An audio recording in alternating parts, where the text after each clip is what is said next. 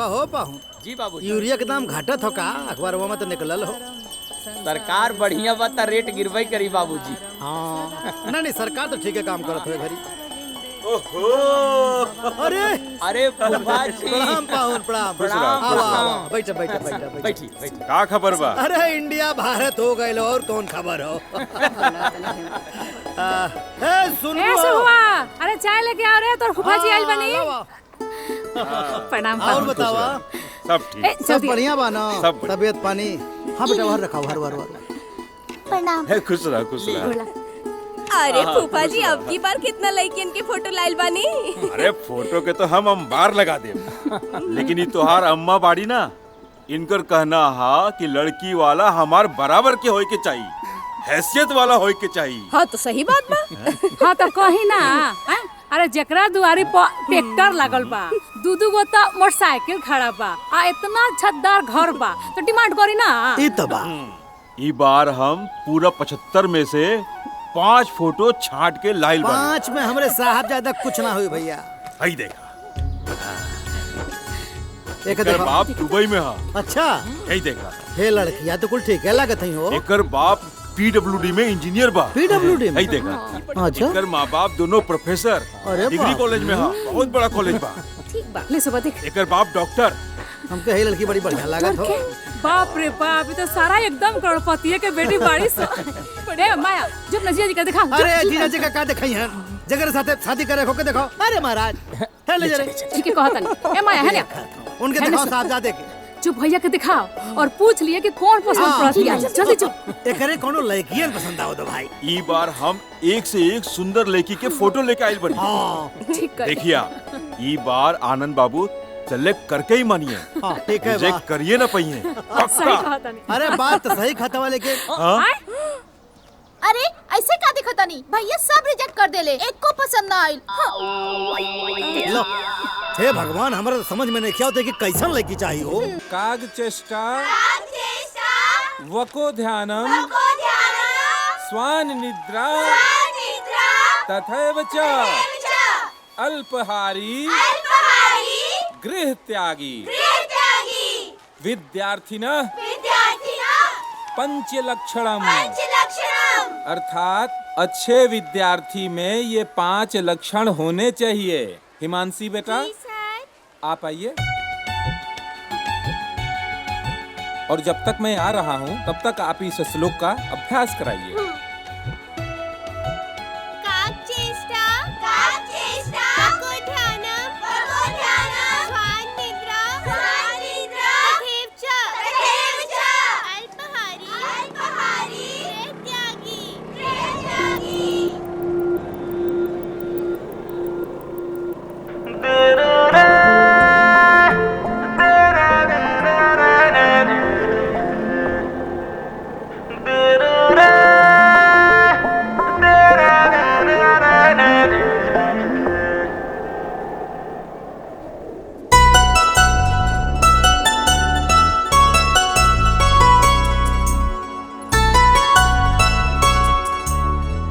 नमस्ते सर।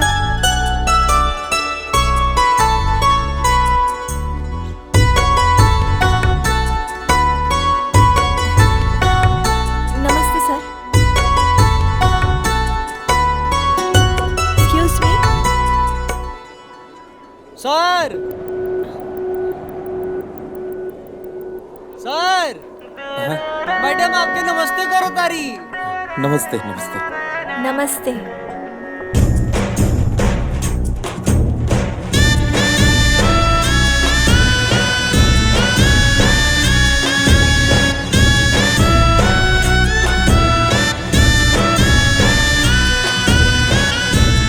मैडम वो देखी साहब के कार्यालय, जाई मिलनी।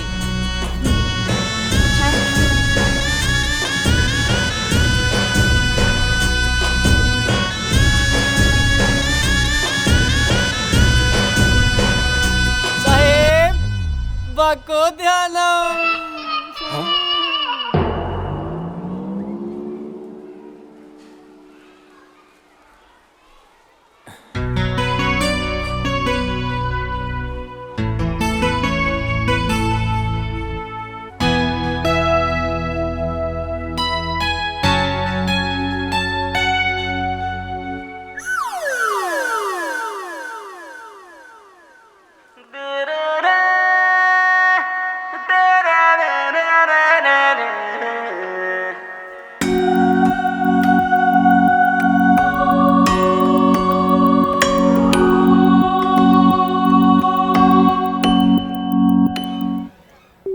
यस।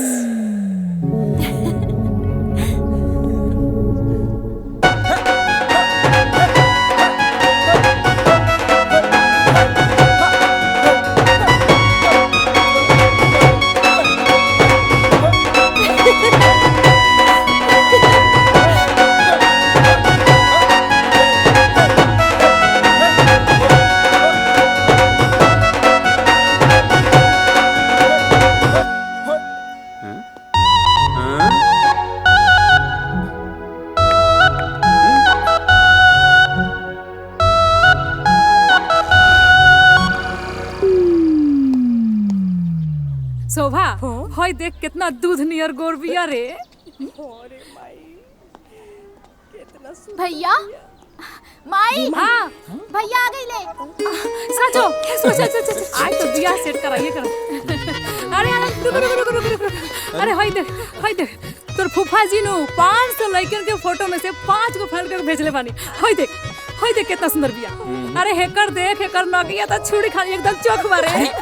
माझी ई वाली देखा, ई देखा। हमरा एमे से कोनो पसंद नहीं की सब। काहे तोहरा कोनो से प्यार व्यार बा का? हाँ होय तो खसो हम एगो लड़की के पसंद करेनी।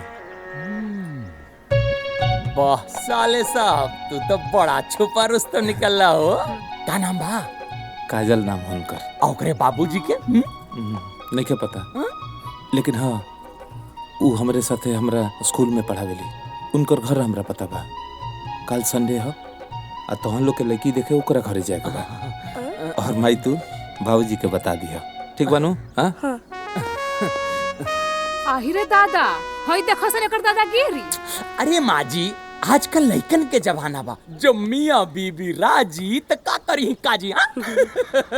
अच्छा मतलब बाबू काजल के स्कूलिया में पढ़ावेला, ये तो बहुत अच्छी बात है। अरे अच्छी बात कहता नहीं कहा कि पति पत्नी दोनों साथे साथे जाई हैं त तालमेल बनल रही। आ कहा है कि अगर एक ही फील्ड में पति पत्नी दोनों काम करेला तो एक दूसरे के समझे में तनी आसानी हो जाला ना। का हो आनंद कमाई ठीक कहता नहीं नो? देखो आनंद कमाइयो कहता ही। हाँ दोनों लोग एक दूसरा के पसंद करेला, हमनी खातिर ऐसे बढ़िया बात का हो सकेला। जी जी जी हम काजल के लेके आवत बिल्कुल बिल्कुल बिल्कुल। देखा भैया कहा है ना, हम तो समझते हैं कि समय के साथ साथ हमनियों का अपन विचारधारा बदल लेवे के चाहिए। हाँ कि ना? का आनंद कमाई ठीक कहते हैं?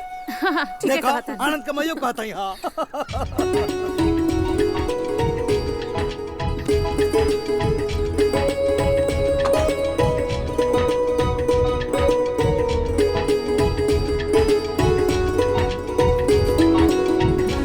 अरे ना बेटा खुश रहा, हम मना बेटा। अरे अरे अरे हाँ खुश रहा खुश रहा।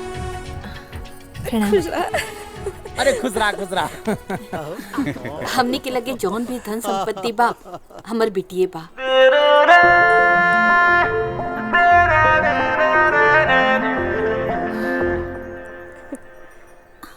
हाँ अरे का भैया खुदे भाभी के पसंद कइला और खुदे शर्माता रहा। वाह दोनों जन के जोड़ी जमा एकदम। वाह आनंद बाबू तू तो बाजी मार लेला महाराज। हाँ बहुत खूबसूरत लड़की चुनले बड़ा।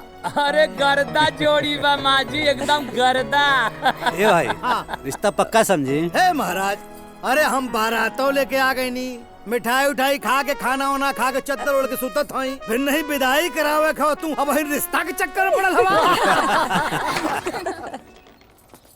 अरे रुआ रिश्तेदारी के बात करता नहीं। अरे हम तो बारात लेके आ गए नी, भोज भात तो खाला नी, विदाइयो करा दनी। बताओ लोग इन घर में पहुंचे के कमी बा? आय कौना गर्दे जाई ओकरा घर में बियाह कर। अरे तोहरे घरवा में कोनो कमी ना बता, उ लड़किया में कौन कमी बा? अच्छा आ फूफा जी जोन लड़के से के देखो नी, उ का आन्हा रहीसन कि करिया रहीसन कि मोट रहीसन? अरे बड़का घर के बेटी रहीसन। बाप रे बाप सामान से मर जे घर भर जाई, उ कादी फटीचरवा। अरे फटीचर पहले समझ के न जा। माजी सामान से बियाह थोड़ी न करे के बा। काहे देके कर गए? अरे इतना बढ़िया हमार घर बा, जकरा दुआरी पे मोटरसाइकिल खड़ा बा, ट्रैक्टर खड़ा बा, आ हमार सोना जैसा ई लइका कमासुत बा, काहे ने डिमांड करी? अरे त देवी जी तनी एक बेर अपने पुत्र के भी देख लो। खूब देखो तानी बेटा के, इहो सब कुछ देखला हां। खाली बेटवे के श्रद्धा नहीं खन देखे का हमरा? अरे अपना बेटियों का श्रद्धा पूरा करक बा, अपनो श्रद्धा पूरा करक बा। काओ घर में हमार श्रद्धा पूरा होई?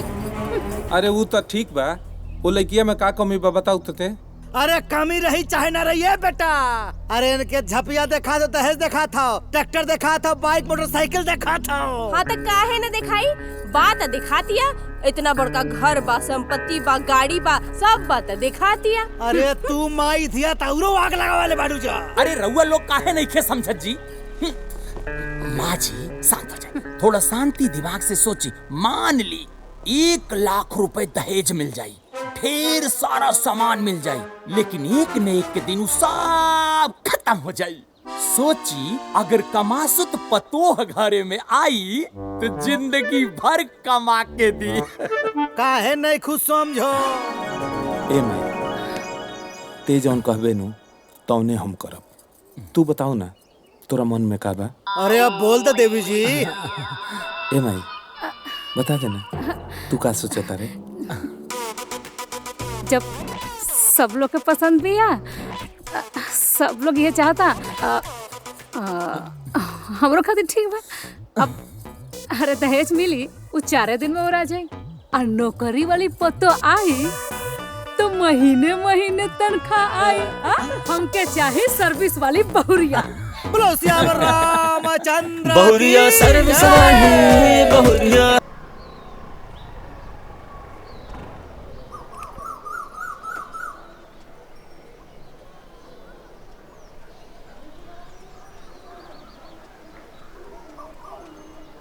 इक्के को बिटिया बा, शादी धूमधाम करे में कम से कम 10 लाख तो लगबे करी।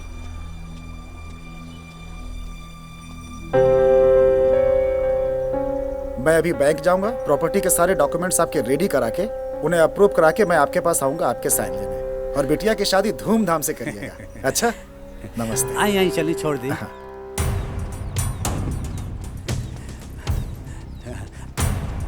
आपका बहुत बहुत धन्यवाद। आई आई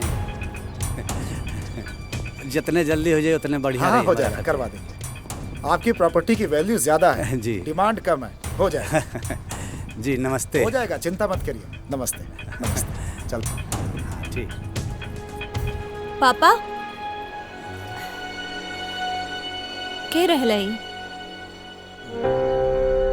ओ बेटा, हमार दोस्त दीनानाथ हवा ना, उन्हीं का बेटा रहना है। हाँ। बैंक में ये काम करला ना, आई लला हमसे मिले। रवा तो ठीक से झूठो ना बोल सके नहीं पापा, हम सब सुननिया। हमारे घर बसावे खातिर रवा अपन घर उजारत बानी। बेटा बेटा लेकिन का पापा का? बेटा, हर बाप अपने औलाद के खुशी खातिर अपन सब कुछ न्यौछावर कर देला। हर महतारी बाप का कुछ अरमान होला। बेटा तो के खाली हाथ विदा ना नु करब।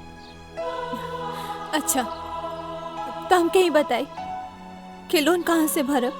अरे एकर चिंता तू काहे कर रहल बाड़ू, सब हो जाई। चिंता हम ना करब तो के करी माई? और वैसे भी रवा लोग तो हमसे हमेशा कहेलन ना कि हम ये घर के बेटी ना बेटा है। तो बस बेटा होके के फर्ज के हिसाब से ए घर के लोन हम भरे। अरे कैसन बात कर रहल बाड़ू, पागल हो गई बाड़ू का? समाज का कही, हंसी हमनी पे कही हमनी बेटी के कमाई खाए वाला बानी, हमनी तो जीते जी मर जाए। कौन समाज के बात करता नी माई?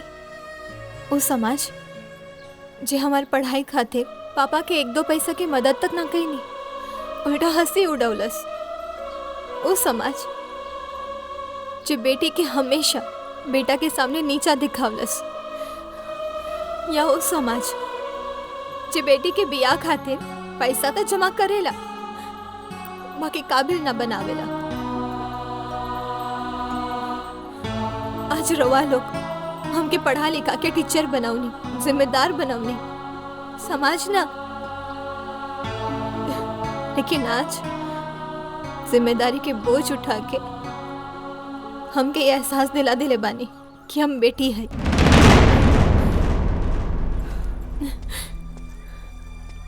और हाँ, अगर ये घर के लोन हम ना भरे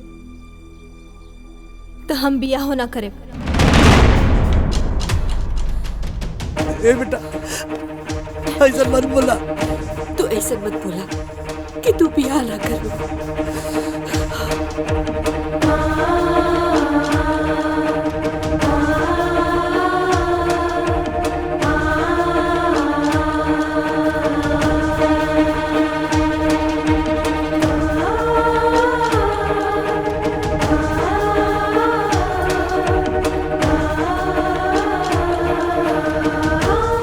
हमारे कसम खा के कहा कि शादी के बाद ये लोन हमके भरे दे।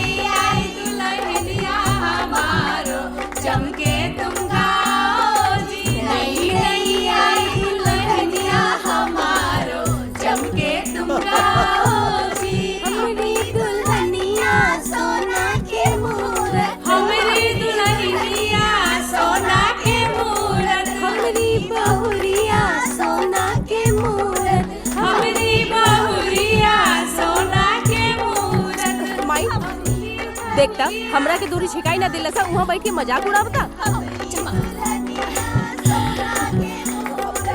सबका से कहती हूँ देखो कोई ना नजर लगा। तू जितने कमाता रहे ना उतने धीरे धीरे कंजूस हो गए बड़े। दूरी छिकाई 1 रुपया अभी तक तू काहे ना देले हा? अरे जब ते दुआर छेकबे ना करबे तो काहे को पैसा? मेहनत करी ही न केवल ने गई चाहे न का। देखी रौरा हमरा दोनों भाई बहन के बीच में ना पंचायती मत करी, समझ नहीं? एक से तो हम नेग लेके रहब। देख अरे दे दे बेटा दे दे। अरे बाबूजी जब दुआर छेकबे ना कइली स तो पैसा कैसान? अब मुहूर्त खत्म हो गई। का बहन? दे दो बहन हिया दे दे। ला अच्छा ए शोभा, ए माया, अरे कहाँ हो? तुम्हार मौसी आई है।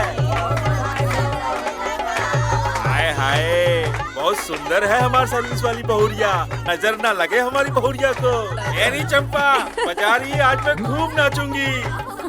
आई है देखो सर्विस वाली बहुरिया, आई है देखो सर्विस वाली बहुरिया। मैं नेग लूंगी, चाचा से भी लूंगी, मैं चाची से भी लूंगी, चाचा से भी लूंगी, मैं चाची से भी लूंगी, दादा से भी लूंगी, मैं दादी से भी लूंगी, दादा से भी लूंगी, मैं दादी। माई आज इतना नहीं लूंगी मैं। हाँ सर्विस वाली बहुरिया आई है, आज तो डबल नेग लूंगी। आई है देखो सर्विस वाली बहुरिया। अरे लाख का जानते रहे हमरा बेटा खाई पास कर देना है। दादा से भी लूंगी, मैं दादी से भी लूंगी। भाई दामाद जी अभी तक ससुराल में ही हो? ससुराल में ही रोटी तोड़ोगे क्या? घर नहीं जाओगे? हाँ। अरे ना ना रानी भाई, अरे ये तो जाही अला ला लो बियाह खातिर उन्हें रख दे रानी। हाँ वाली बहुरिया आई है देखो सर्विस वाली बहुरिया, आई है देखो सर्विस वाली बहुरिया।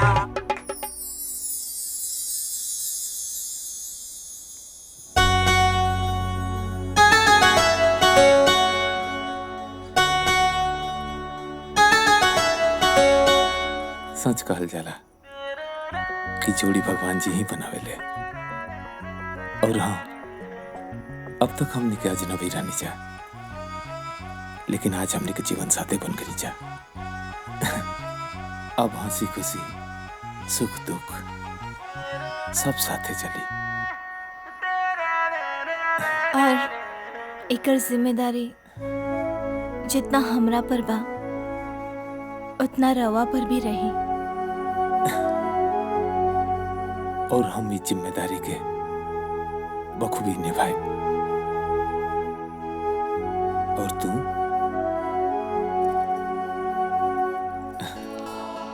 हम निभाए।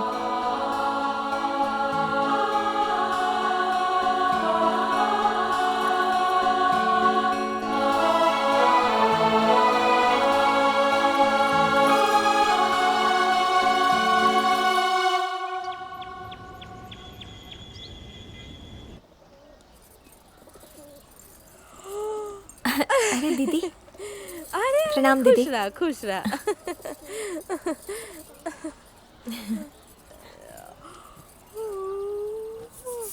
गुड मॉर्निंग भाभी। Very good morning. अरे माँ जी, अरे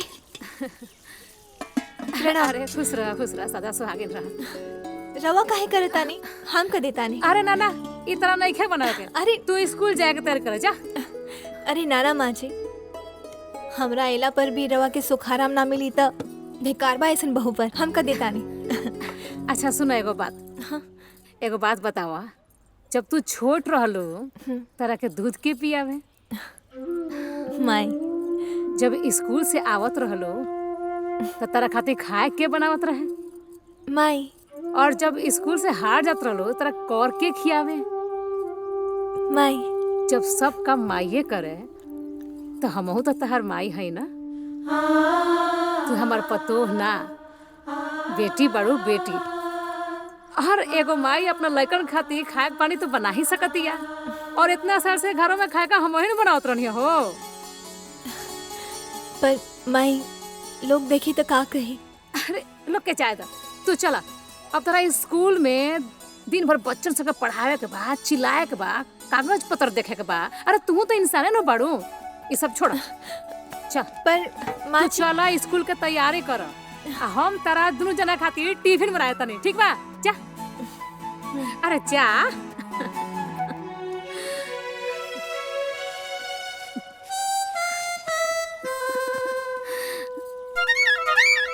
माई हाँ ई का रे? पुतोह के अला के बादो तू चौका में देख आए खटावता रे? अब तो भाभी घर पे आ गई, तू काम काहे करता रे? अच्छा वो कमाइबो करी आ तारा लोग बना के खियाइबो करी। तू इंसान नहीं है का? ऐसन है औते औते उनका के ना कपड़ा पे मत चढ़ा, समझ ले। अकेले रहती तो कैसे करती? अरे जब घर में इतना लोग काम करेला बड़ा ही बा तो करे का जरूरत बा मुआवला के? लोग का कही माई? लोग जब भाड़ में अरे पैसा कमा के ले आई तो हम ही नु गिने। अब चल सन हमरा संग संग फटाफट काम करा दो सन। चल सन। ए कामे करे के रहता तो हम अपना ससुरा में रहती। इनका पता खातिर हम खाना बनाई। हट। अरे रे छोड़ी ते कहां जाता रे? तहार पटो है तू मुआ, हमरा काम नहीं के करे के। अरे ई तो बड़ा मन बड़ुआ हो गल बड़ी सा दुनु रे। हमार सर्विस वाली बहुरिया। बहुरिया सर्विस वाली बहुरिया। ए माई। हाँ बाबू आ गई नी। जा तनी जा स्कूल हमनी के। अरे बेटा रुका रुका। अरे माँ बेटी हाय एमे नु पार्ला में सेब काट के रख ले बानी, दोनों जना खा ली हल। ठीक बा। आ निचला में काजू किशमिश रख ले बानी, जब भी प्यास लागे नु तो पहले ही खा के तबे पानी पिहल। ठीक बा? ला। ठीक बा चला। ए बेटा सुना। हाँ। रतिया खाए का बनाए? अरे तोरा जौन मन करी बना दी है। अरे रोज तो अपना मर्जी से बनाई ले। अब तो दुल्हन आइल बड़ी, इनको मनवा। ए दुल्हन तू ही फोन करके हमरा कह दिया, हम फट से बना। अब चलो। चला ठीक बा। ठीक माई। ए बाबू ए, अरे टाइम से खा ली है सब। अरे तोनी के काम में नु बड़ा दिमाग खटावे के पड़ेला, तंदुरुस्ती बनल रही। उन्होंन के संगे काहे ना स्कूलवा चल गले हो? पुतोहियो के बदले पढ़ाइयो देते। ए तोनी के दोनों हमरा पतोहिया के देखे चलत सरे करत तनी हम जब तनख्वाह आई तो नोटवा तो हम ही न गिने। हाँ हाँ हमनियों के देखा कितना नोट गिनबे। अरे भाग जर तुम अनिसन हट। चलो ए दामाद जी। जी बाबूजी। अरे नौकरी में रहनी है तो समय पास हो जात रहला, बड़ी बोरियत हो तुम्हारा। अरे छोड़ा बाबूजी, आवा रील बनाई जाए। रील फील हमने का काम और लड़का बच्चा का काम है। बाबूजी। हाँ बेटा। हमरा रवा के एगो ऐप डाउनलोड कर देता है। ऐप? हाँ दी अपन मोबाइल दी। ऐप से का होई बेटा? जौना से रवा के बोरियत ना होई। अच्छा। यह दंगल ऐप। दंगल ऐप जेमे बा एंटरटेनमेंट के खजाना। हाँ। और फिल्मन के पिटारा। हाँ। और एक से एक बढ़ के कॉमेडी सीन्स बा। अरे अब वाह। रवा के बोर ना होई। अरे बेटा बहुत बढ़िया बहुत बढ़िया।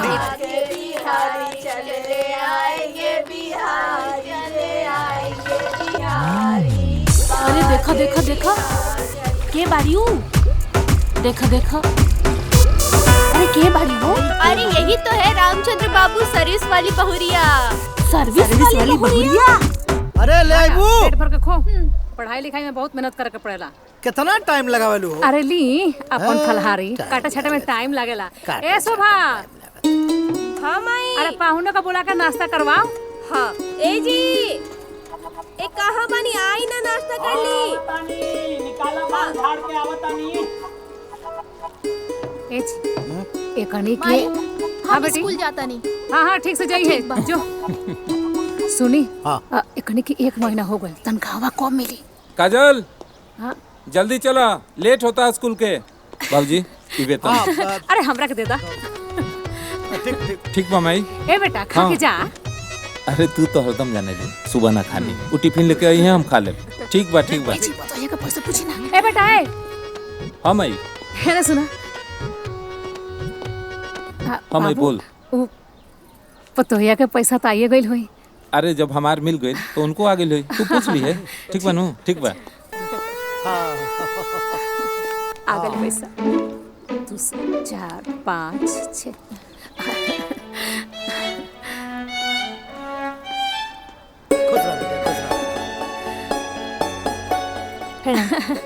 सादा सुहागिन रहा।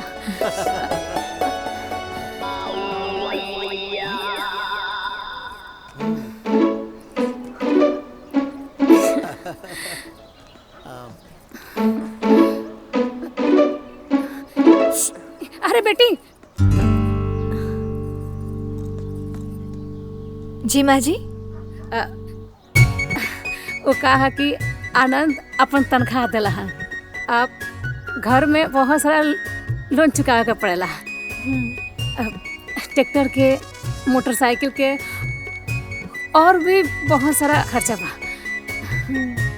अब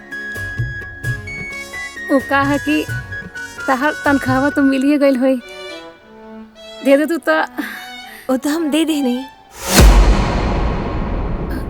क्या करा के? अपना पापा के। हाँ आवतानी।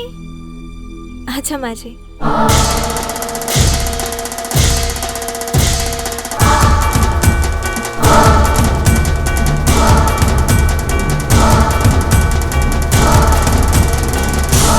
दादा हो दादा, हमरा संगे दिन दहाड़े घोटाला हो गई। हमरा घर का पैसा अपना नैहर भेजवा दलस। ई ना चली। अरे ना चली त का करबू? पतोहे झगड़ा करबू? काहे ना करेम? वो कौन ही अपना नैहर पैसा भेजवा ले लिया? ए माँ जी, कमाई उनकर है तब पैसा पे हक भी आनंदे बहू के होई नु। ए दामाद बाबुआ, जब हम बियाह करे के तैयार ना भरनी नु तो रउआ हमरा का चढ़ावनी और यहाँ के कि बियाह कली। सर्विस वाली बहुरिया 50,000 पत्तो कमाई और 50,000 बेटा कमाई। रउआ राज करो। हो गइल नु साधा पूरा, हो गइल नु सर्विस। देख ली दामाद बाबुआ, रउआ हित हो गइल। हमरा घर में आंख मत लगाई। चुप रही ना, का जरूरी है बबू लेके? बताइए, हमार बेटी यारवा घर में कमा के हमरा के यहाँ भेजे तो रउआ माई बाबूजी का निमन लागी? अरे भाई तो ठंडा दिमाग से काम करा लोग। घर खोपड़े पे उठा लेबू, खनवा खाए के बहा दे। आई हो दादा, रउआ ओकर लगनी पक्ष लेबे।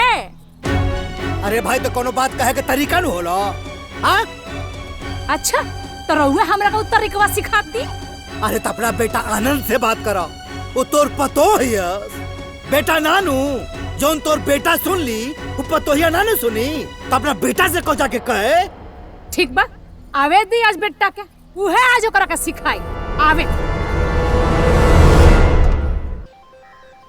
काजल के बाबूजी कहाँ बानी रहुआ? अरे फोन बाजा तो देखी ना। आवत है। हेलो। प्रणाम पापा। अरे खुश रहा बिटिया, खुश रहा। और बतावा का हाल चाल बा? बस बढ़िया। काजल के फोन है का? अरे तो हमरा के दी ना, खुद बतिया लेब का। का होता? अरे तो हर माई तोरा से बतिया खातिर छटपिटाता नहीं। ला बतिया उनसे। प्रणाम माई। खुश रहा बेटा।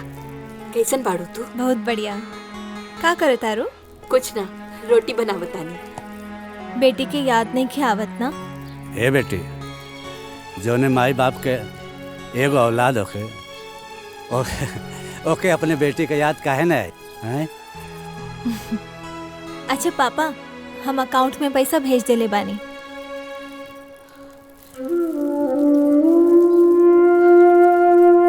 हाँ बेटा, हम मैसेज आइल ल। तो लोन भर दी और जरूरत के हिसाब से खर्चा करी हा। ठीक बा बेटा। काजल, अब तो ससुराल वाली हो गई बाड़ू, हमने की चिंता छोड़ दा बेटा। काहे चिंता ना करब? रवा लोगन के हमरा अलावा के बा? और हम चिंता ना करब तो के करी? ऐसे मत कहो माई। और रवा तो हमेशा हमसे कहनी ना कि हमरा और बेटी ना बेटा है, तो बस। अच्छा माँ, हम रखता नहीं। प्रणाम। खुश रहा। ए काजल कमाए, हमन का बेटी ना एगो बेटा पैदा के ले जा।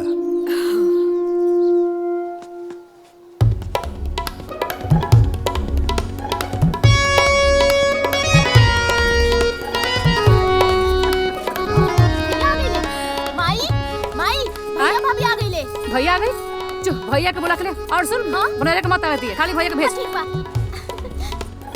भैया का रे? भैया माई बुलाओ तनी, सिर्फ तहरा के। आवत तनी। जल्दी आवा। जा तू।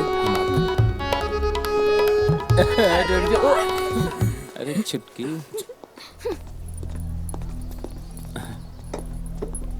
हाँ माई बोल। अरे बेटा, ते ई बता कि केकर पतो आपन कमाई ससुरा का नैहर भेजतिया है? अरे का भइल बा? का भइल बा मतलब तोरा कुछ मालूमे नहीं है? कोनो बात नहीं है, हम बता देता है। बहुरानी बड़ी नु, तू अपन सारा तनख्वाह उठा के नैहर भेजवा देले बाड़ी। मतलब रहिए यहां, ठुसिए यहां, मनी ऑर्डर भेजवाई है नैहर। बता, एक बात बता, एक गौवा जवारवा में केकर पतो अपना नैहर भेजती अपना ससुरा का कमाई है? जाके उनका के समझा दे कि उनका तनख्वाह पर नु उनका माई बाप के ना हमनी का अधिकार बा। लेकिन ये बात हम कैसे कहीं? कैसे कहीं? ते ना समझाइबे तो ओकरा के समझाई जब ओकरा समझ में नहीं आवत? अरे जाए देना माई, हम अपन तनख्वाह तोरा के देते नहीं नु। आ? अरे बेटा, ओकर माई बाप नु हमरा के नौकरानी बना के घर में नहीं भेजे कि सेवा करब हम आ मेवा खाई ओकर माई बाप। पैसा पर से तो पहले ही अधिकार हट गई। कल के पोता पोती होई तो कनियों पर कौन नया कानून लागू कर दी? माई जौन तू कहत अरिस नु हम सब समझता नहीं। ई बात तू काजल के तू ही काहे नहीं समझावत? मतलब ते ना समझेबी? देख माई, हमार कहल शोभा नहीं के दे, ई बात तू ही समझा दे। ठीक बा बेटा, ठीक बा। बिगड़त त हमार, तब बनावे के त हमरे पड़े ना।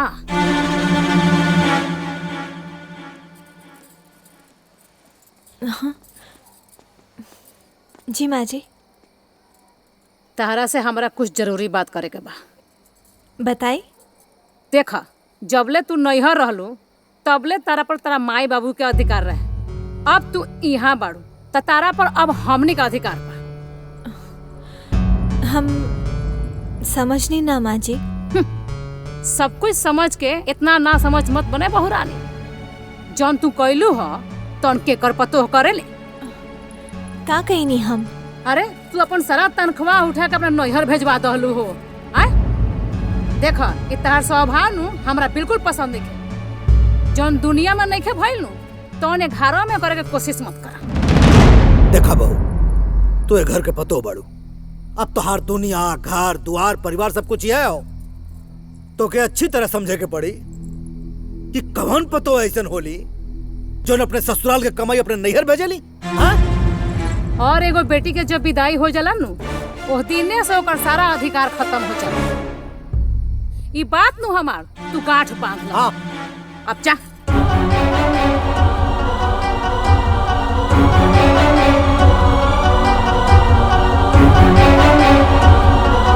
अरे जा।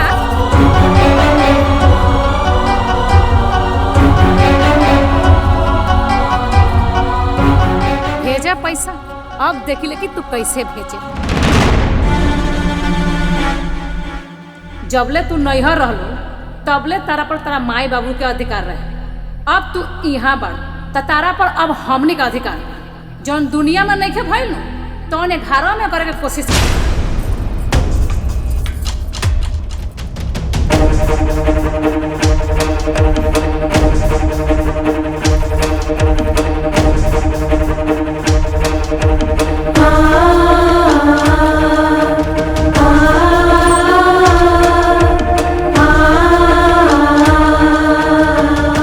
देखा बहू, तू घर के पतो बड़ू, अब तो हर दुनिया घर द्वार परिवार सब कुछ है। और एगो बेटी के जब विदाई हो जाला नु वो दिने से ओकर सारा अधिकार खत्म हो जाला। ई बात नु हमार तू गांठ बांध। काजल, का भइल? काहे अपसेट पड़ू?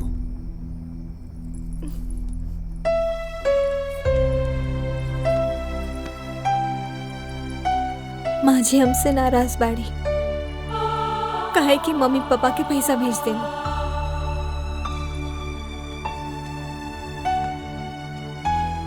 देखा काजल, अब ई दोनों घर परिवार तोहार बा। अगर हम तार पति बने तो वो लोग तार सास ससुर बा। उनको लोग के तो इम्पोर्टेंस बा तार लाइफ में। जितना ये घर के तार जरूरत बा उतने ये घर के तोहर जरूरत बा। अब ये घर के सुख शांति तहरे हाथ में बा।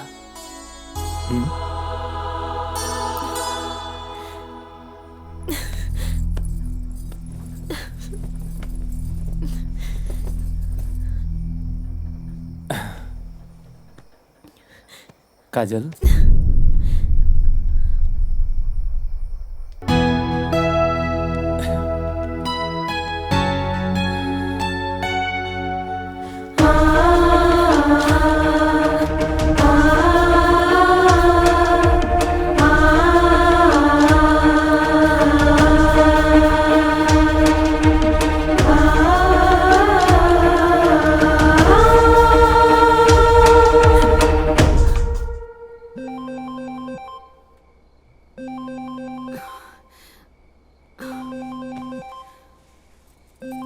राती का फोन केकर फोन है? काजल का। इतना रात में काजल के फोन स्पीकर पे डाली ना। हेलो। हाँ बेटी बोला। काजल सब ठीक तो बा ना बेटा?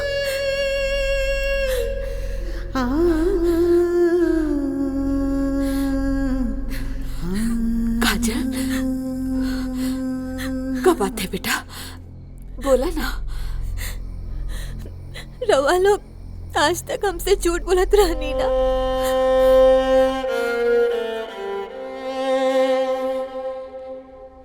बेटी तोहर बाबूजी तोरा से कौन झूठ बोले कि हमरा और बेटा है,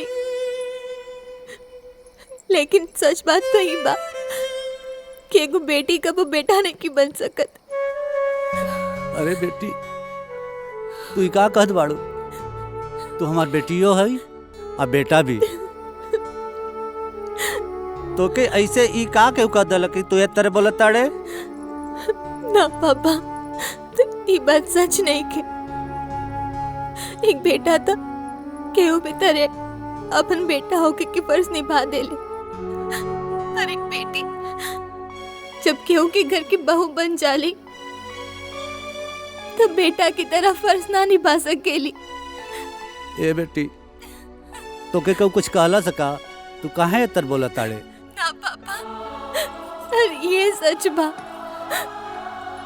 कि आज हमारे मायके के रिश्ता पर ससुराल का रिश्ता भारी पड़ गए। आज साबित हो गए लड़की खातिर अपन मायका बियाह के बाद पराया हो ही जाला। ये सोच के आग भर गई। बेटा ऐसे मत बोला, घर में कोनो और बात फैलेगा। बेटा हमरा से ऐसा का हो गई कि तू इतर कहताड़े? पापा हमरा के माफ कर दे। जौन वचन हमरा हुआ के देले रहनी अब हम पूरा ना कर पाए। हम घर के लोग पूरा ना कर पाए पापा। तू हमार समझदार बेटा है, ठीक ना? बेटा तोर पापा जैसन पहले रहला ना, अब वो वैसने हवा। बेटा तोर पापा के बाजू में बहुत ताकत है। हम समझता नहीं पापा, इस दुनिया में भगवान सबसे अच्छे पिता हमके देले बा, लेकिन राउर बेटी हमागन बिया हमरा के माफ कर दे।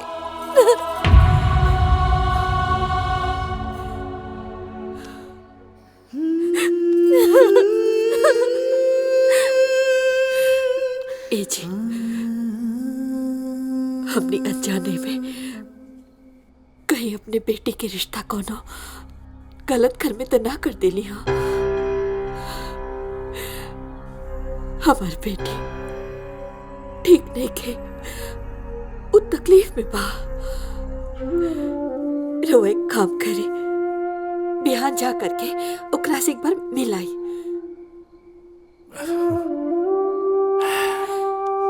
ठीक बा, तू कहत हो तो हम चल जाए, लेकिन एक बात जानत हो काजल का मम्मी, बिटिया का आधा जीवन मायका में बीतेला, आधा जीवन ससुराल में।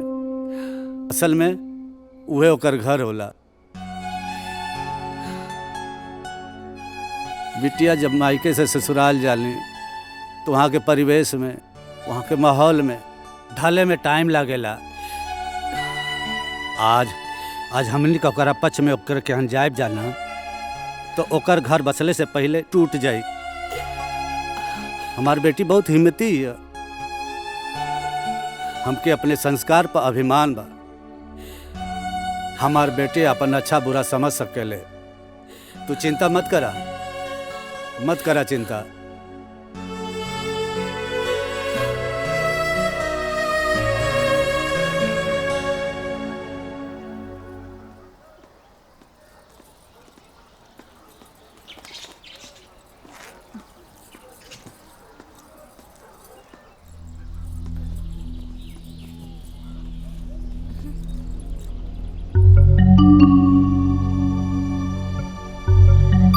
आज खाना नहीं के बनल? काजल, अरे जल्दी चला यार, लेट होता। का भइल? खाना नहीं के बनल? अरे दीदी, खाना ना बनल का? हमरा का पता? हा? अरे बुचिया, जी भैया, खाना ना बनल हा? हमरा नहीं के पता भैया। ओम नमः शिवाय, ओम नमः शिवाय, ओम नमः शिवाय। अरे का रे माई, खाना ना बनल का? हमरा मन ना करतल तो ना बनौनी हम। अरे तो तोरा बतावे के चाही न, खाना ना बनौलू तो। कोनो बात ना, हम बना देता नहीं, जल्दी जल्दी। अरे तो ठीक बात, तू बना लो, हम गाड़ी साफ करत तनी। हाँ।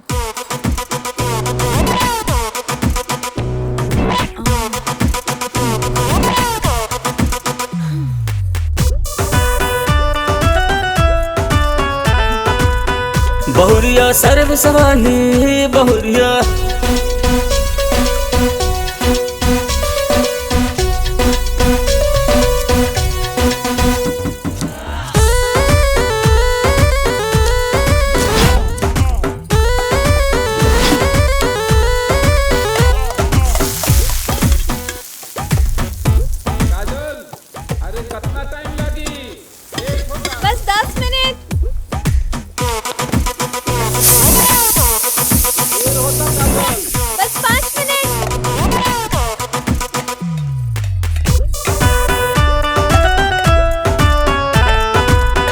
बहुरिया सर्व सवाली बहुरिया। हम सब केहू खातिर खाना बना देले बानी, रवा सबे खा ली लोग। लेट हो गए बा।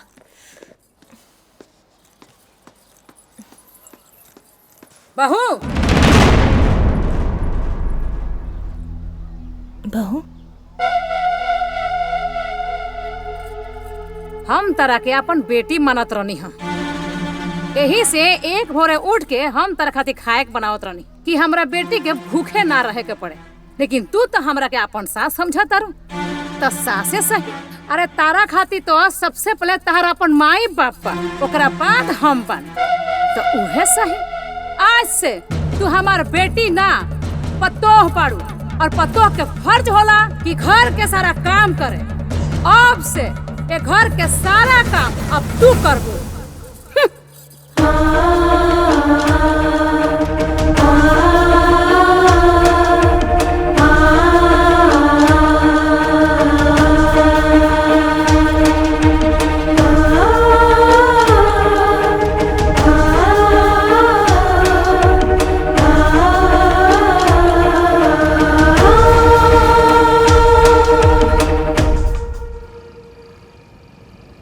आज स्कूल जाए में लेट हो गई। हम तो कोशिश कईबे कई नहीं जल्दी जल्दी करे के, बाकी खाना बनावे में टाइम तो लगबे करी ना।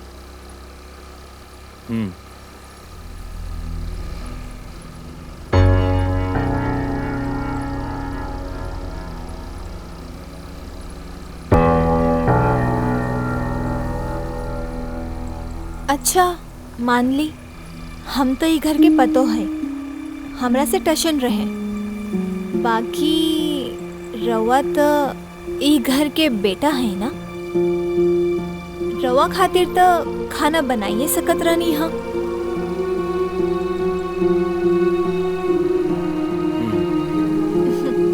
खैर छोड़ी जाए दी, चली जल्दी लेट होता।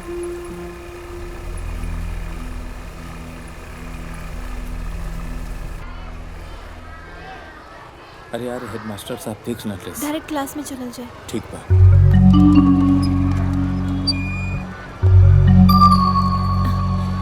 चली जल्दी, सर देख ना दे।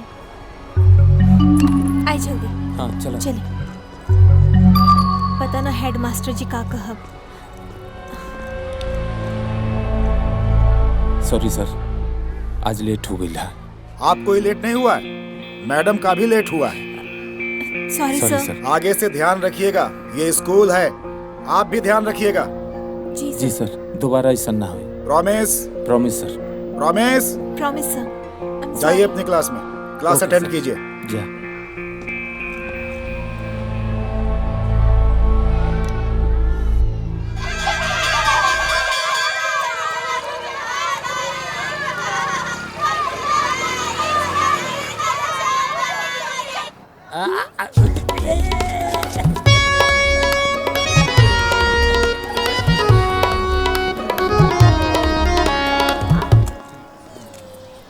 माई, ए माई, का हो?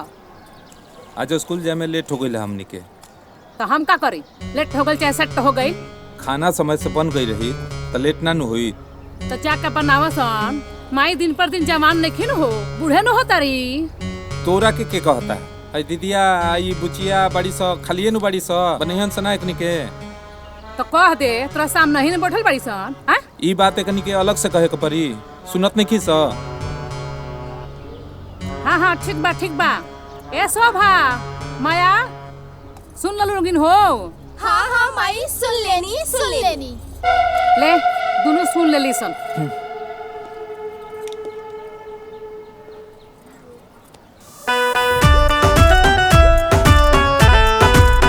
बहुरिया सर्व सवाली बहुरिया। ए काजल चलो जल्दी, लेट होता। का पाहुन बड़ी देर से?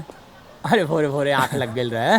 काजल जी जल्दी चला यार, फटाफट चला ना तो देर हो जाए। अभी खाना बनता। खाना बनता? अकेले खाना बनाए तो टाइम तो लगबे करी ना। मैंने हतना कहला के बाद भी ओकनी पर कोनो असर नहीं खे। हैं दीदिया, ए दीदिया,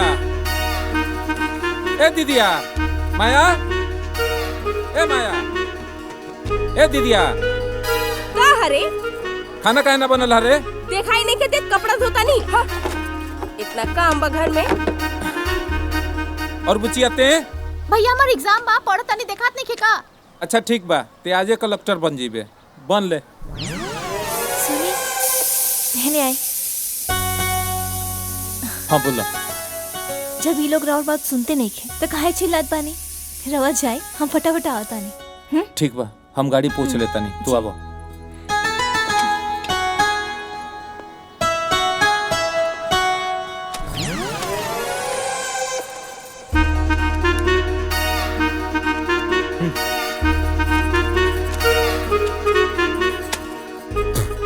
हेलो, अब यहाँ माहौल ठीक नहीं के बा, रोज लड़ाई झगड़ा हो बा। अब कितना बेइज्जती करेबू, चल जाए घरे। चुप।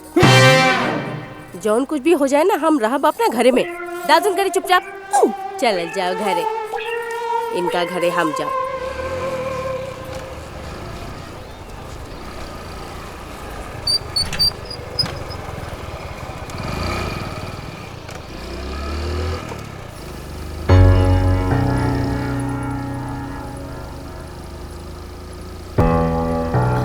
अच्छा मान ली, हम तो ये घर में सबके दुश्मन बानी, बाकी रवा तो भाई है ना।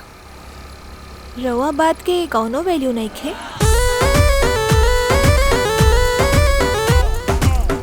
हमके पतो ना पटीदार समझता।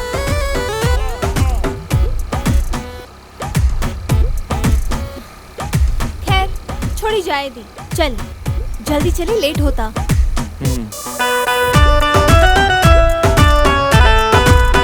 बहुरिया सर्विस वाली बहुरिया। आज भी बहुत लेट हो गई बा, जल्दी चली। चली चली।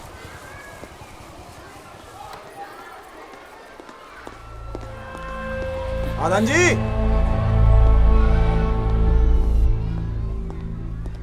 क्यों आनंद जी, आजकल आपकी घड़ी बहुत पीछे चल रही है। ना सर। क्या हो गया है आप दोनों को? पहले इतने पंक्चुअल थे, अब आजकल रोज लेट आ रहे हैं। ओ सर, कुछ प्रॉब्लम हो गई बा ऐसे। आनंद बाबू, गवर्नमेंट हमको टाइम से सैलरी देती है ना, वो तो प्रॉब्लम नहीं बताती, फिर आप क्यों बताएंगे? देखिए आनंद बाबू, आपको प्रॉब्लम आपको खुद सॉल्व करनी पड़ेगी। इसके लिए मेरे स्कूल के बच्चे सफर नहीं होने चाहिए। क्लियर? जी सर। जाइए अपनी क्लास में।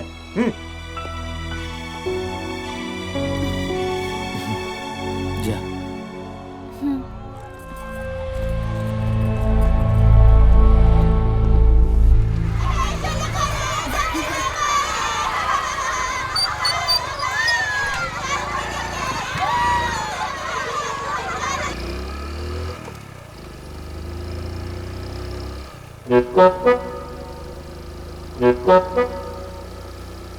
हम सोचे तानी कि नौकरी छोड़ दी। काहे? ओ, रोज रोज लेट गए ठीक नहीं है ना। अगर हम टाइम पे खाना बना दे तो एटलीस्ट रवा समय से स्कूल तो अटेंड कर लेब ना तो पता चलल कि एक दिन हम दोनों जने के नौकरी चल गई। तारा चिंता करे के जरूरत नहीं है, ना नौकरी जाई और ना तारा नौकरी छोड़े के जरूरत बा। हम आज बात करत तनी घरे में। ठीक बा। बहुरिया सर्विस वाली बहुरिया। मई, ए मई, अरे मई, कहाँ बारिश रे? कहाँ रे? ए मई, ई का चल रहल बा रे?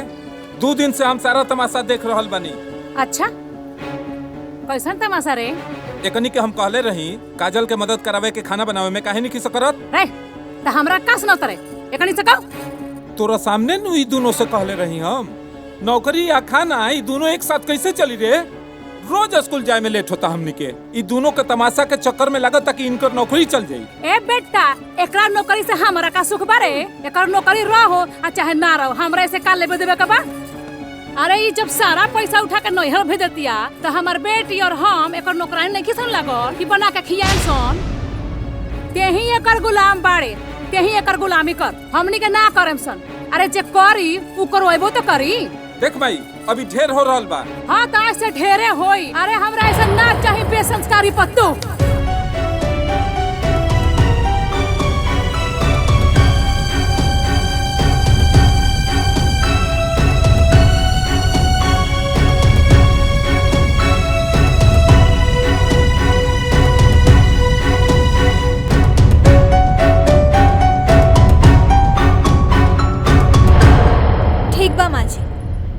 अगर रवा के ना चाही हमरा जैसन पतो तो हमो के ना चाही रवा जैसन सास।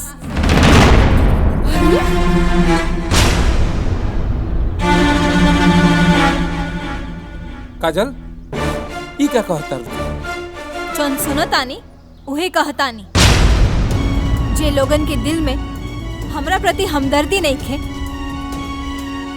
जे लोग खातिर हम स्वार्थी बानी, निर्दयी बानी, तो काहे रही हम लोग के साथ में? हमके नहीं खे रह के। आज से हमने के अलग रहल जाए, अलग।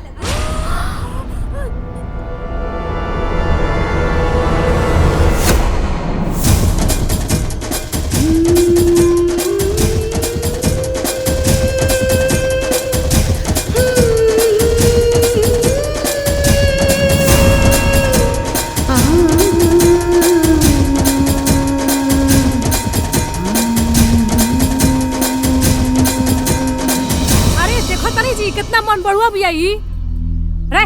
ते कता कता रे तेहू जो कोबर कर जो।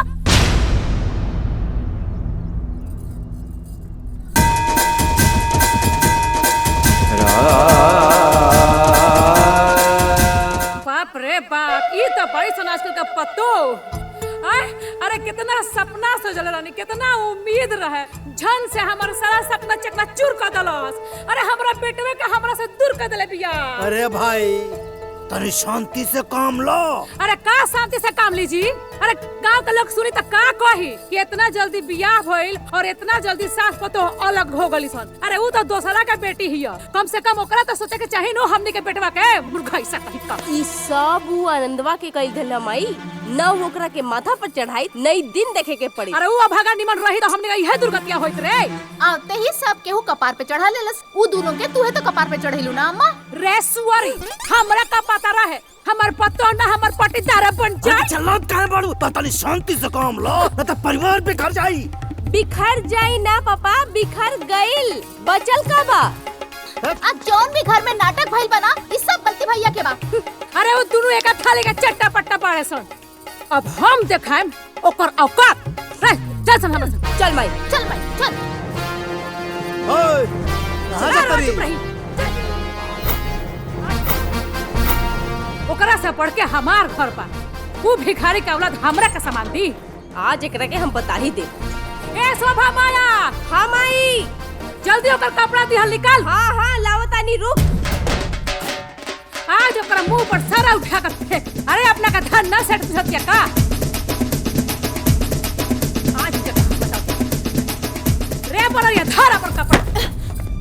तोरा नैहर का 2 जोड़ी कपड़ा रखा, हम रानी ना बन जाए। भला फटही पहिन ले, लेकिन तोर एहसान हमरा बिल्कुल ना चाही।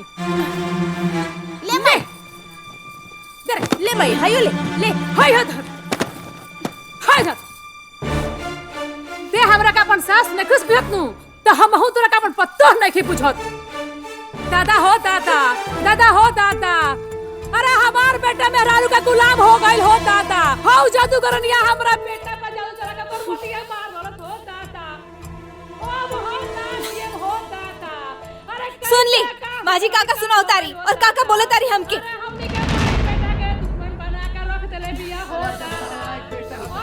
का करे हो दादा, हमरा एकदम घर में बाबूजी हो दादा। रउआ चुपचाप बैठ के माई के ड्रामा देखत तनी, समझा नहीं सकत रउआ। अरे पागल, अपने मेहरारू तक कहने समझौते।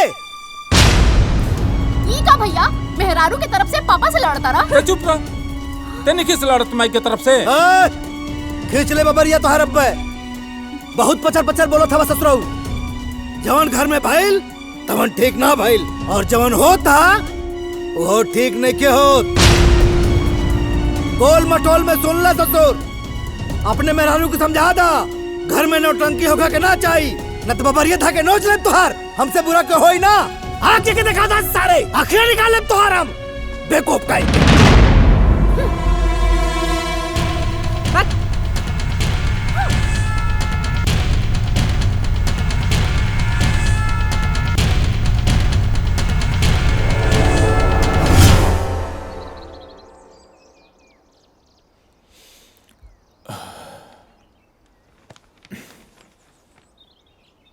सात बज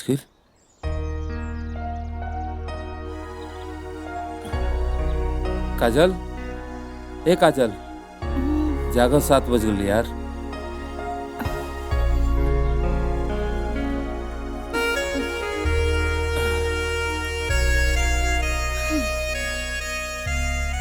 गुस्सा में तमा के तो अलग हो गईलू, लेकिन सोचलू हा कि सब कैसे हुई, और ऊपर से स्कूल भी जाए के बा हमनी के। सब हो जाए कैसे?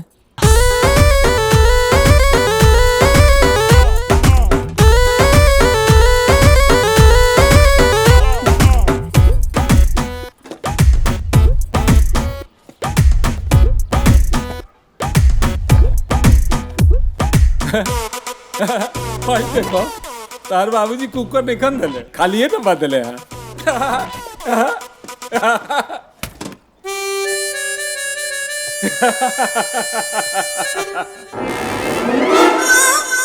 हमार बाबूजी ऐसे करिए नहीं के सकत कि कुकर के डब्बा खाली दे। हम सब समझता नहीं, अभी दिखाता नहीं।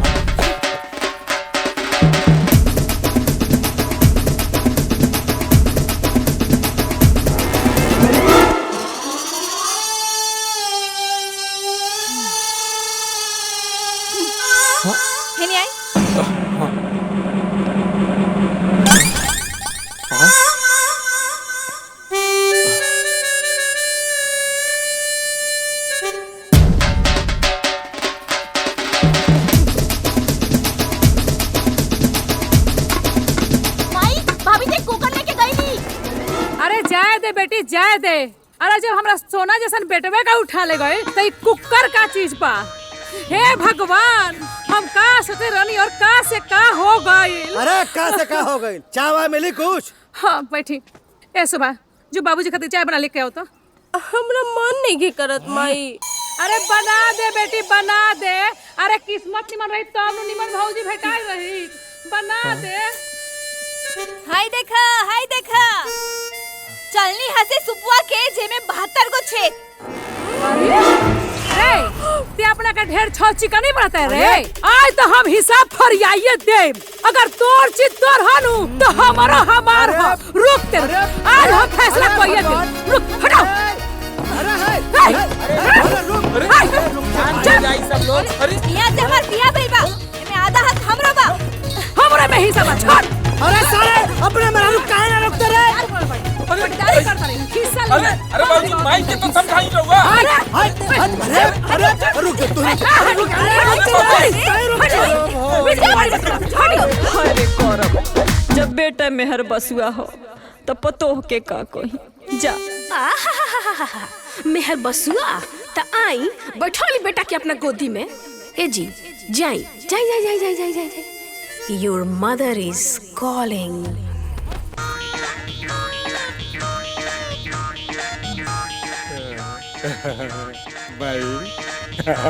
मेहर बसुआ कहीं का।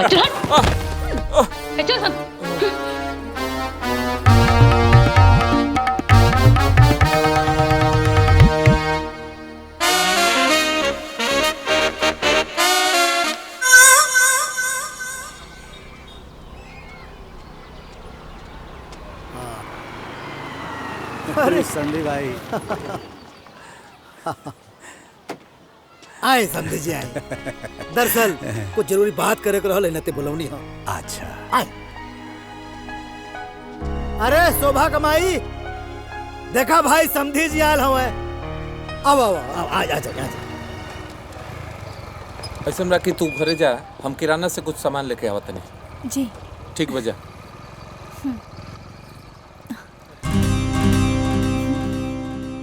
पापा आइल बाड़े। का बात है समझे जी, बड़ा इमरजेंसी में बुला लेनी है। अरे समझे जी, हित के दुख में हित के नु बुलावल जाला, यही सरवा का बुलावल गइल है।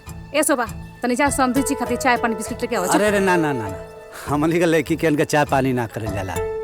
अब बताई समझी जी, पतो घर के लक्ष्मी होली सर, ओकरे काम होला घर के जोड़ल, लेकिन राउर बेटी तो हमार घरे तोड़ देले बिया, हम निमाई बेटा का अलग कर देले बिया। अरे हमार तो करेजा कुहकत आवे। इकुल पहले न बताए के चाहिए। अब का बताई, पहले सोचने की घर का बात घरे में रहे, का टकरार पकरार बाहर जाए लोग हंसी, लेकिन जब सर से पानी ऊपर उठ गई तब बुलावे के पड़ गए रउआ के। रउआ चिंता मत करी समझे जी, जरूरत पड़ी तो के थप्पड़ो लगाए, हम ऐसा ना होके देवे। आवे दो के हम समझावत ताने। देख ले, अब आपे के देखे के हो। पापा खुश रह खुश रह। तू ठीक बाड़ू ना? एकदम ठीक बानी। रवा कैसन बानी? हमरो ठीक। और माई? वो ठीक बाड़ी। बैठी ना, हम अरे चाय ना बना ना के ना लावत बेटा, बेटी के घर के चाय ना पियल जाला। बेटा तो से एगो बात करे के रहला। ठीक बा पापा। आई। का बात है बेटा? हमके का कुल सुने के मिला था। हर माई बाप के इच्छा होला कि ओकरे बेटी के ससुराल में बड़ाई होके, हमके बुराई सुने के मिला था। तनको अच्छा नहीं खेलागत हमके। पापा रवा बिना तो हम अपन कल्पना भी नहीं कर सकत। बाकी ये लोग हमके तोहसे और माई से अलग कर देले लोग, हमरा बहुत दुख भइल। ठीक है बेटा, अब आ बैठा। आवा बैठा। देखा बेटा, तू ये घर का बहू हो, ये नाते तोहर कर्तव्य भी बनेला। हम नहीं चाहत कि तोहरा चलते तोहरे माई बाप के सब गाली देस। ना पापा, हम ऐसा ना होके दे। का? कैसे?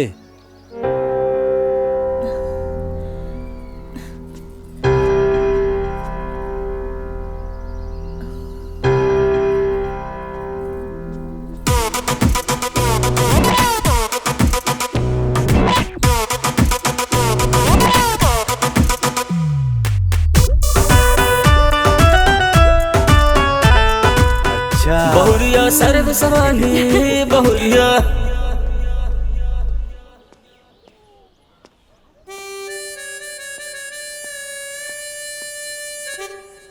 का भइल? समझी जी, हम अपना तरफ से समझाओ के बहुत कोशिश कैली, लेकिन वो अपने फैसला पर अड़िग बिया। बाकी रउआ तो कह के बनी है कि जरूरत पड़े तो थप्पड़ भी मारन। अब का भई? समझिन जी, शादी ब्याह भइल, लड़की पे हाथ कैसे उठाल जा? गजब बात है भाई, मतलब वो रहुआ बस में नहीं की। समझी जी, ये हमसे ना हो पाई, हमके माफ करी। जाता नहीं।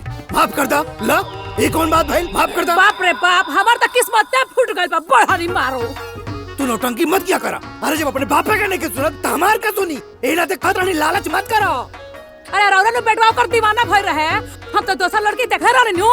ला ला ला ला ला ला ला ला ला नौटंकी बाजी, नौटंकी करा। पागल कर दिन मेरा। सब लोग हमरे पे छनकाता। जाय देना माई। हार बजाओ माई तोर, भाग यहाँ से। हम का कहीं नहीं है। का हो? अब कितना बेइज्जती साहब हो, अब तो चलल जाए घरे। का कर रही रौरा घर जाके? हाँ? बर्तन मांजी? हम अपना घर के महारानी बनके बहुत खुश बनी। रौरा घर के हमरा नौकरानी नहीं बने के। हाँ?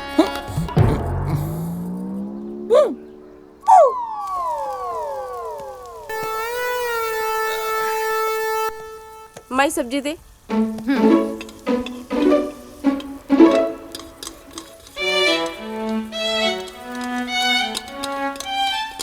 रोटी दे। भगवान ऐसन भौजाई दुश्मनों के मत दे। जब से घर में आयल बिया, झगड़ा के अड्डा बन गइल बा घर। एहे टेंशन में ही बुढ़ियों के फोन करे के रहे। 1 मिनट स्पीकर पे बतियाई, हमरा के सब सुने के बा कि मतारी बेटा में का बात होता। का माई? हाँ ठीक कहा तारे। उठाई।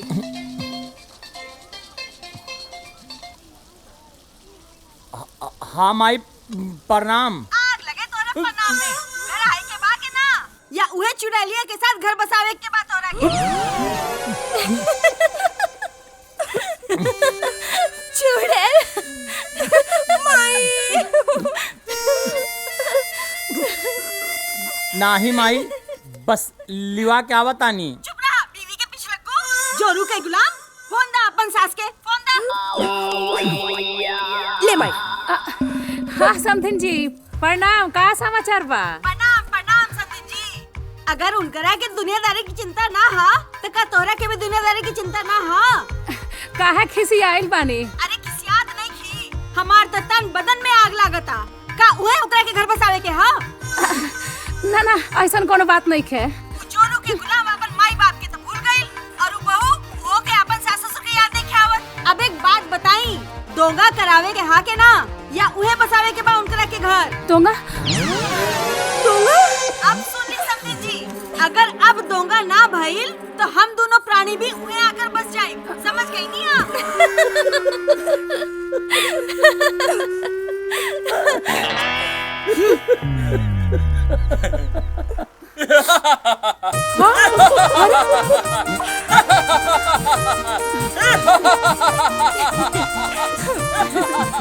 समधिन जी, रउआ चिंता मत करी, हम दोंगा कह देम।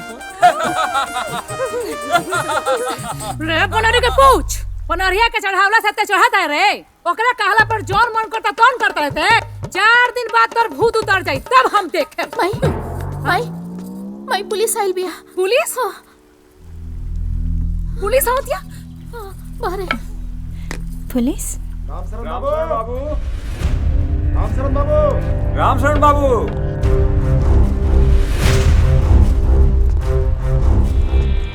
रामशरण बाबू आप ही हैं? हाँ जी जी जी। हम एमडीएफसी बैंक से आए हुए। अच्छा अच्छा अच्छा अच्छा अच्छा, बैठे बैठे बैठे साहब। है तने कुर्सी ला, पढ़ ला जल्दी से। रहने दीजिए, बैठने उठने की जरूरत नहीं है। हाँ हाँ हाँ। आपने ट्रैक्टर और मोटरसाइकिल ईएमआई पे लिया था? हाँ साहब, ले रहनी। तो 4 महीने से ट्रैक्टर का और 3 महीने से मोटरसाइकिल का ईएमआई ड्यू है। हाँ साहब, का हमारे लड़का के ब्याह रहा तो हम 2-3 महीने से उलझ गए नहीं, जमा ना के पड़ी। लेकिन आप चिंता मत करिए, हम जमा कर देंगे जल्दी से। हमें इन सब चीजों से कुछ लेना देना नहीं है। आप ट्रैक्टर का चाबी दीजिए। चाबी? जी सर, चाबी कैसे देते हैं? मतलब ट्रैक्टर हमार खींच के ले जाइबा, मोहल्ला और गांव के लोग देखी तो हमार का इज्जत रह जाए साहब। उससे हमें कोई मतलब नहीं है। आप अभी के अभी ट्रैक्टर का चाबी दीजिए। अरे साहब ऐसा मत करा, मतलब 1 महीना का मोहलत दे दो साहब, हम जमा कर दे। अरे बैंक हमें इन सब चीजों की कोई परमिशन नहीं देती है। अरे 1 महीना का मोहलत दे दी ना। जी सर, 1 महीना। हाथ जोड़ते हैं, 1 महीने का देती, हम पूरा जमा कर दे। ठीक है, 1 महीने का मोहलत दे रहे हैं जी। ठीक है, 1 महीने बाद मैं आऊंगा और पैसा नहीं मिला तो ट्रैक्टर खींच ले जाएंगे। साहब नौबत नहीं आई, हम जमा करते पक्का। ठीक है, नमस्ते। धन्यवाद साहब। देख ला, यह दिन आ गई कि पुलिस घर तक आ गई। हाथ जोड़े के परत हो पूरा परिवार के। बार किस्मत। देख ला मेहर मऊक सारे के। देखा सर खड़ा होके देखत बा कचर कचर। यहाँ तक सर ना आ पाए। बाप के बचती हो सरवा खड़ा होके देखत बा। ओ सारे देखा, भागा सारे। मेहरारू काचा में छुपा जा। सारे नालायक, ऐसे औलाद से बेऔलाद भला। अरे जाए दी, शांत हो जाई। जब बेटवे मुर्घाई से निकल गई तो क्या करे? भूल तोर गलती हो और घोर पियावा और लेग्स लुलु करत रहलू। नालायक साहब। आज तारा हाथ के कुछ टेस्टी खाए के मन करता हो। रो बताई का खाए के मन है? अरे लिट्टी चोखा बना दो और का। ठीक बा? ठीक बा। ठीक बा, जा।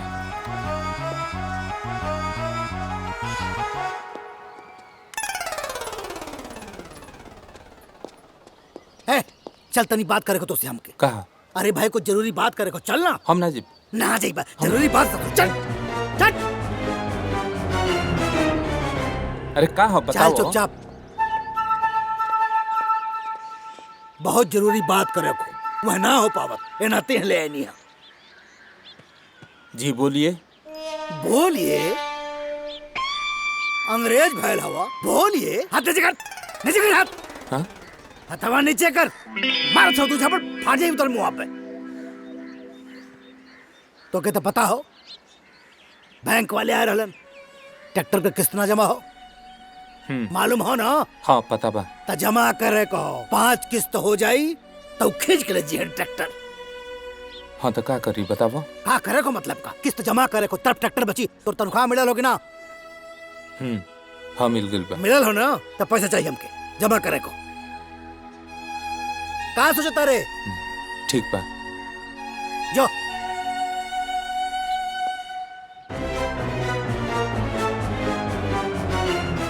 बोलिए सारे पापी नहीं था।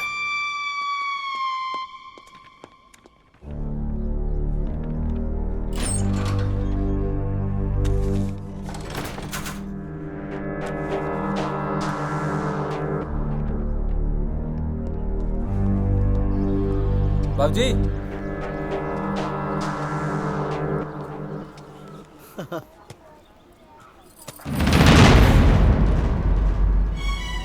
रवा ही पैसा नहीं दे सकत। काहे नहीं दे सकत? जब हम अपना मम्मी पापा के पैसा नहीं दे सकत तो रवा भी ना दे सकेनी। काजल बाबूजी के पैसा के जरूरत बा। हमरो भी पापा के जरूरत रहे। काजल बात के समझा। रवा काहे नहीं समझत? काजल बहुत ज्यादा हो रहल बाप। अगर दोबारा रवा ऐसा कही नहीं तो हम जहर खाकर अपन जान दे दे। बहुत सुना ना। अरे कहने समझते रे आए ट्रैक्टर खींच के चल जाए रे पगला।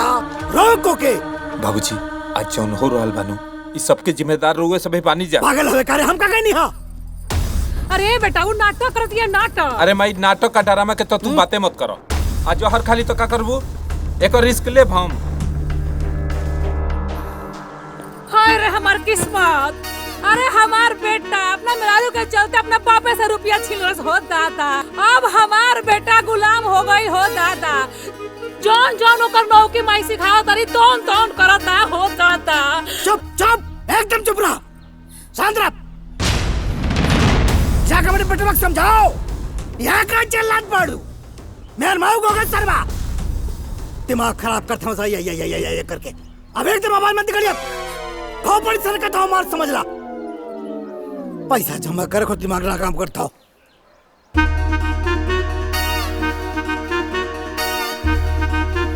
इज्जत बचावे को पैसा जमा करे पड़ी।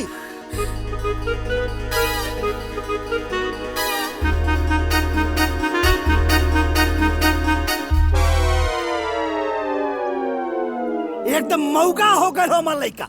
मौका हो गए हो। ऐसा नहीं होता सर। सर सुनिए सर सुनिए मजाक छोड़िए सर। हम इंतजाम में लगा है। अरे बैंक का सिस्टम होता है उसे फॉलो करना पड़ता है। ले चाबी ले देखिए आप बहुत परेशान कर रहे हैं। समझ में नहीं आता आपको? चाची ऐसा लोन लेते वक्त सोचना चाहिए था आपको। मत ले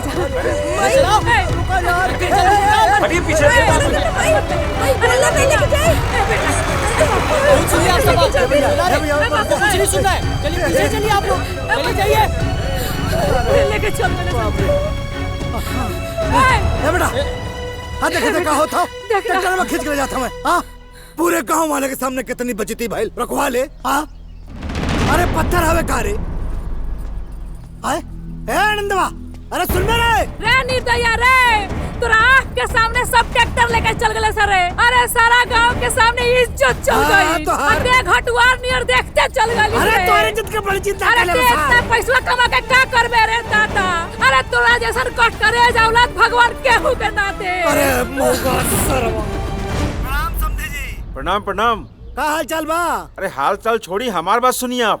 हाँ काले आवतनी दूंगा कराए खातिर। हाँ काल हे समझी इतनी जल्दी कैसे कर पाई पूरा हम? ये सब हमके नहीं पता। हम काल सवेरे आवतनी। हेलो हेलो हेलो हे भगवान हे सौभाग्य माई। हाँ जी आवतनी। सुना का भइल बोली का बात है जी? अरे भाई फोन आयल रहे समझी जी के। अच्छा का कहत रहनी है? काल डोंगा करावे खातिर आवत रहे लोग। लेकिन घर में तो पैसा है ही नहीं खे कैसे का हो? अरे का करिए तमो कनी मत नहीं के। ए माई बिना सामान उमान ले हम दोंगा करके ना जाए। बहुत बेइज्जती होई हमार। ए बेटी पैसा का अभाव बा घर में। अपने आँख से सब देखते बाड़े। अभी नु तोर खाली ऐसे ही विदाई कर दे। अब बाद में दोंगा का सामान भेजवा दे। बिना दोंगा ले जाए तो हम कौन मुंह दिखाए? अरे बेटा घर का परिस्थिति देखत बाड़े, फिर भी ऐसा बात करत बाड़े। खाली हाथे जाए के रहती तो हम बहुत पहले चल गए रहती और जो देले बाबू खोजबो करी। ए दीदी तू कैसन बात करता रू? चुप, जब तोहर बियाह हुई ना तब पता लगी। कतना बेइज्जती करे बा लोगिन, गांव के लोग हमरा के देखे आई तो का कहीं खाली हाथे चल आइल बा। हम बिना सामान लेने ना जाए बस। हे भगवान, अरे हमार तो सारा का सारा औलाद एकदम निर्दयी हो गइल बड़े सो। अम्मा अब कैसे व्यवस्था हुई जी? का करी, हमरो दिमाग नहीं काम करत। माई हम जाके भैया से बात करता नहीं। हाँ बेटा, तो जाके बात कर देख का कहा तो जाओ। भैया अरे का हरे? कुछ पैसा चाहत रहे दोंगा खातिर। कुछ ना भैया, अरे बुचिया ना।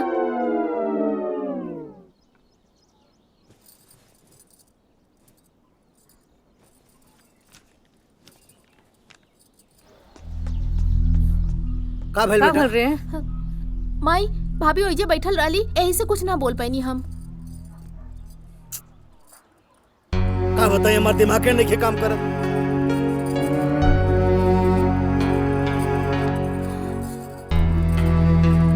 ए जी हाँ भाई हमार सोना के कंगन ले जाके सोनार के यहाँ गिरवे रख दी, अब वही पैसा से एक दूंगा करवा दे। ले जा। अरे जब इज्जत प्रतिष्ठा ही ना रही तो ये कहना कि हम का करें?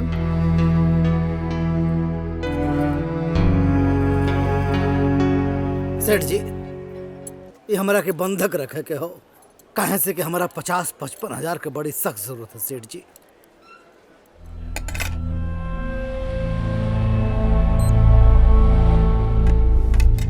जी 17 ग्राम है जी। 98,000 का हुआ, 55,000 रुपए आपको मिल जाएंगे। अरे सेठ जी बहुत बहुत धन्यवाद। और कब तक लौटाएंगे? हम ज्यादा से ज्यादा 2-3 महीना में हम वापस कर देंगे। अच्छा हाँ ये लीजिए। ये कितना हो सेठ जी? ये 50,000 है। अच्छा अच्छा। ये 5,000, ब्याज टाइम पे देते रहिए। अरे सेठ जी आप चिंता मत करिए, समय समय पे हम ब्याज वापस करते लेके रखना। जी।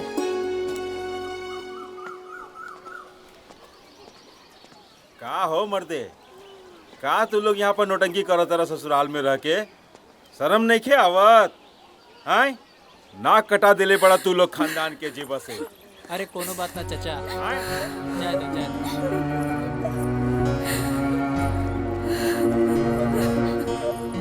बाबूजी।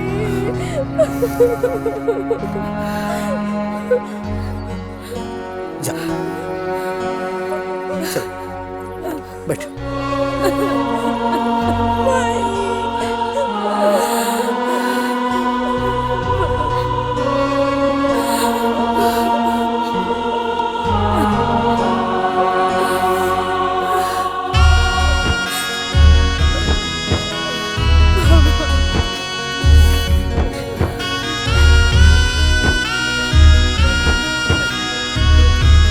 चलो चाचा बैठा गाड़ी में, अब कहीं फुल डटवा। चलो बैठा हो।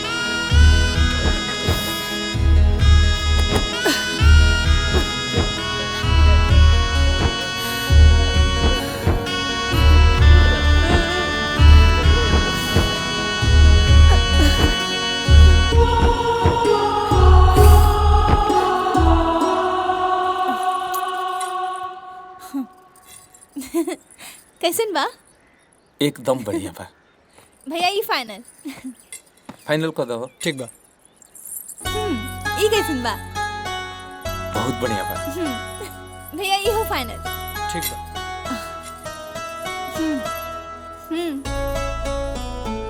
सुपर बा, सुपर। सब बढ़िया ही बा, तो बुरा का बा? हम पता बा हम आज तीज में शंकर भगवान से का मांगे? का मांगो बताओ। कि हम जितना जन्म ली उतना जन्म पति के रूप में सिर्फ रवा के पाए। आप लोगों को लोन लेने से पहले सोचना चाहिए था। लोन से धार ही ज्यादा, ट्रैक्टर लेंगे, मोटरसाइकिल लेंगे, कुछ नहीं मिलेगा। चलो उतारो गाड़ी, गाड़ी उतारो। लो लेते लो छोड़ो गाड़ी को हटो पीछे हटिए तुम दोनों पीछे आओ चलो जल्दी चलो अरे जाइए चाचा बाइक पे जाके बात करिए हमें काम करने दीजिए जाइए चलो चलो गाड़ी बढ़ाओ अरे रे निर्लज अरे तोरा आँखी के सामने तोरा बाबूजी के इतना बेइज्जती होता देखो तेरे रे अरे तो दूसरा के बेटी हिया लेकिन तू तो हमार बेटा है हमरा कोखी से पैदा भइल बड़े हे बेटा देख खड़ा गएंगे देखत रह रे हे बाबू हमने के जीवन के आधार बारिश रे अपना बाबूजी का प्रतिष्ठा बचा ले जो ना रे जो रुक बिल्कुल ना अगर रवा गई नहीं तो हमार मरल मुंह देखब अब बहुत हो गए अब हमने के घर में 1 मिनट भी ना रुकल जाए चली ए बहू ए जी का करत यही ये का कतरू बहू अरे बुढ़ापा में ये तेगो औलाद बा हमार इहू के छीन लेबू त के हमारा आसरा बनी कौन रही हमार सहारा जैसे रवा लोग के कौनो सहारा नहीं खे वैसे ही हमरा मम्मी पापा के भी कौनो सहारा ना रहे हमरा अलावा उनकर कौनो आधार ना रहे बाकी रवा लोगन खातिर हम अपना बेसहारा माँ बाप के भी त्याग देनी तनिक सोची कि वो लोग पर का बीतत हुई रवा पासे तो बेटा बा बेटी भी आ बाकी हमरा माई पापा के पास केहू नहीं के बाबूजी आजकल के इस समाज के तो प्रथा हो गई बा बेटी के बियाह के बाद बेटी पर ओकरा माई बाबू के कौनो अधिकार न रह जाला बेटी चाह के भी अपना माई पापा खातिर कुछ ना कर सकीले बेटी चाह के भी अपना माई बाबूजी के साथ मर्जी से समय तक ना बिता सकीले काहे कि बेटी के बियाह के बाद ओकरा पर सिर्फ ससुराल के अधिकार रह जाला ना अब बस हो गए अब ई घर में 1 मिनट भी ना रह चली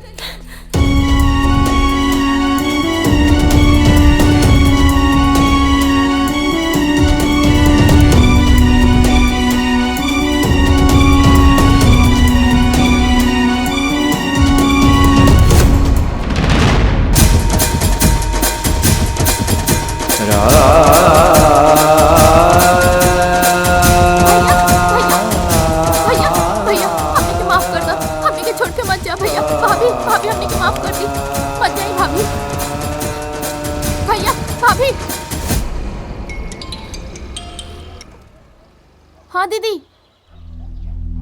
का बाबूजी क्या कर रहे हेलो हेलो काबिल बिटिया हाँ पापा रुतमत के हार्ट अटैक आइल बा हार्ट अटैक कौन हॉस्पिटल में पड़ा लो अभी जिला हॉस्पिटल में बनी आओ तनी अरे का भजी दमाद जी का हार्ट अटैक आ गइल हां अरे जल्दी चली ना जल्दी चली मैडम लाल बाबू नाम के पेशेंट किस वार्ड में भर्ती हैं वो उधर है वहाँ पे उधर अच्छा दामाद जी नमस्ते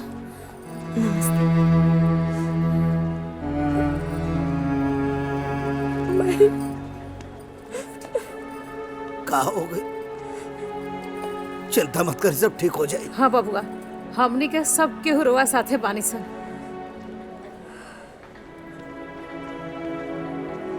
आप लोग मरीज के पास इतनी भीड़ मत लगाइए आराम करने दीजिए इनको डॉक्टर साहब बस 2 मिनट में जाते हैं 2 मिनट में ठीक ठीक हो जाए सब ठीक हो जाए का हाल बा अपन ख्याल रखे सब ठीक हो जाए ठीक बा हम लोग फिर आए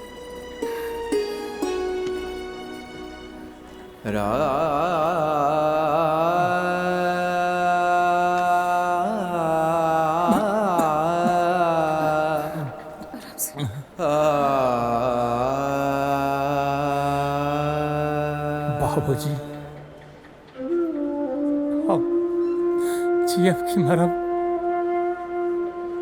हमारा के नहीं के पता बाबूजी कुछ ना होई चिंता मत करा एक बात बतावे के चाहता नहीं माँ जी का बताओ के चाहता नहीं बबुआ बताई ना रहुआ लोगन के लागत होई कि काजल रहुआ परिवार खातिर गलत कैले बा, बाकी ऐसा नहीं खे माँ जी। ए बेटा, घर बिक गई, ट्रैक्टर खींच के चल गई, मोटरसाइकिल खींच के चल गई। अब केहू का अच्छाई बुराई गावे का कोनो मतलब नहीं के। बाबूजी कुछ बर्बाद नहीं के भइल बा। राहो ट्रैक्टर हमरा घरे बा बाबूजी। का बात करता नहीं? हाँ? और वो दिन जब बैंक वाले ट्रैक्टर ले गए रहनी था। सर, ये ले लोन के पेमेंट की रिसिप्ट। और ये रहल आपके ट्रैक्टर के चाबी। Thank you. वेलकम। जीजा जी, ट्रैक्टर के घरे ले जाएं। और हाँ, रवा के हमार कसम बा, घर में केहू से ना बताएं। वक्त आए पर हम सबके बता दे।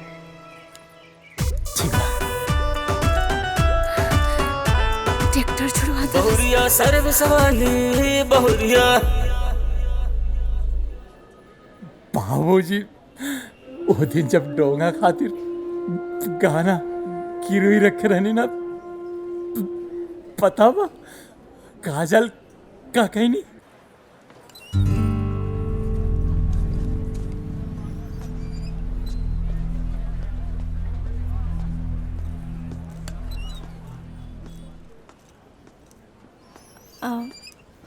जी नमस्ते।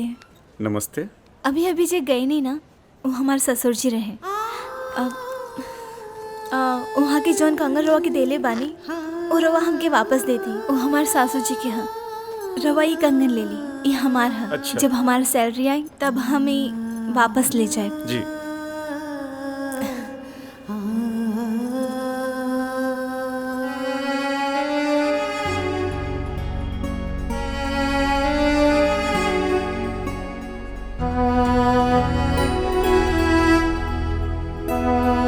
बाबूजी वो हर पल रहुआ के परिवार के बारे में सोचेली और मान प्रतिष्ठा के बारे में सोचेली। पतो ना वो घर के लक्ष्मिया जे राहुल खुशी खातिर अपने माँ बाप के छोड़ सकेला।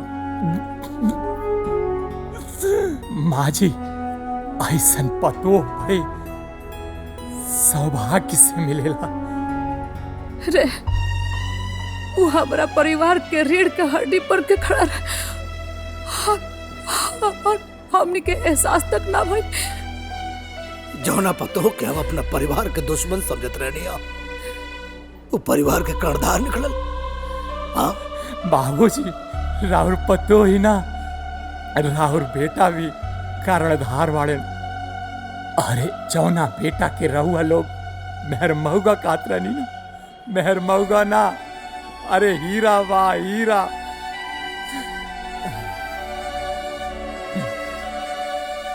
यहाँ पर साइन चाहिए, बाकी का काम हो जाएगा।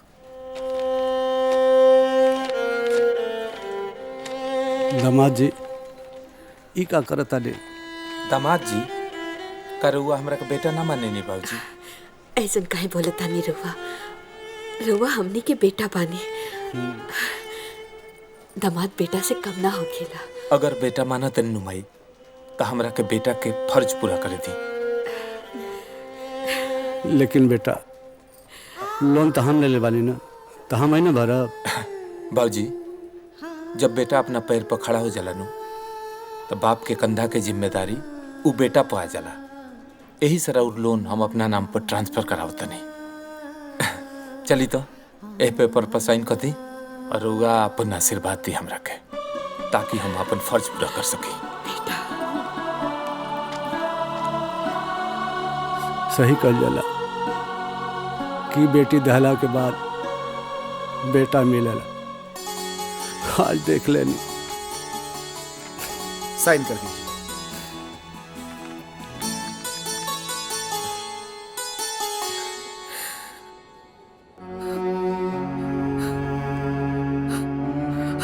हमने के तो ओकरा से मुंह दिखावे के लायक भी ना रही से।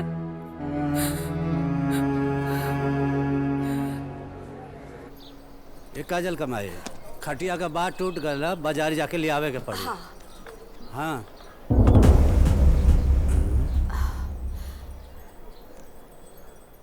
अरे समधे जी, प्रणाम प्रणाम। आई ना, आई।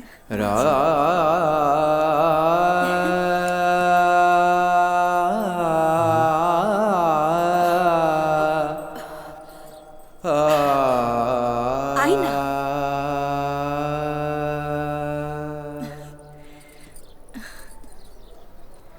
भाऊजी, माँ जी, प्रणाम।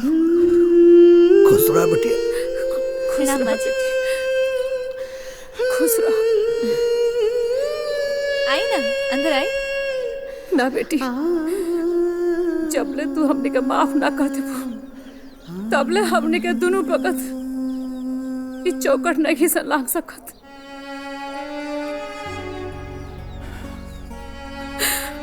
माफ कर दे बेटी। हाँ बिटिया, माफ कर दे बेटी, माफ कर दे। ऐसन काहे बोलत तानी? हमरा का सब पता चल गई बेटी। ट्रैक्टर तू छोड़वा लू, मोटरसाइकिल तू छोड़वा लू, यहाँ तक कि तोरे माई के जवन जेवर गिरवी रखकर रह लो के छोड़वा लू, सब दामाद जी के यहाँ रखल बा।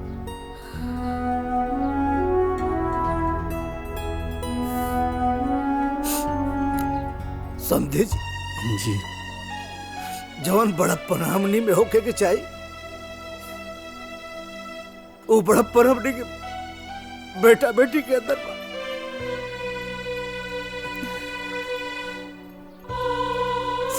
माफ कर दे बेटिया, माफ कर दे। बेटिया, तारा के पतो का बहुत छोट बात हो जाए। अरे तू तो हमार सच में बेटी बाड़ी हो। भगवान तेरा खानी बेटी हर सास के दे पतो के रूप में।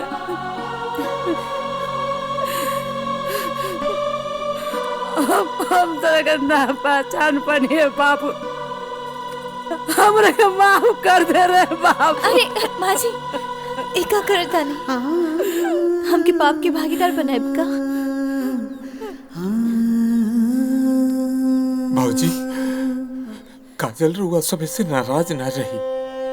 इनकर तो परेशानी ई रहे बाबूजी, जौना माई बाबू के औलाद इकलौती बेटी होके और ओकर बियाह होके उस ससुरा चल जाले, ओह माई बाबू के ख्याल के राखी?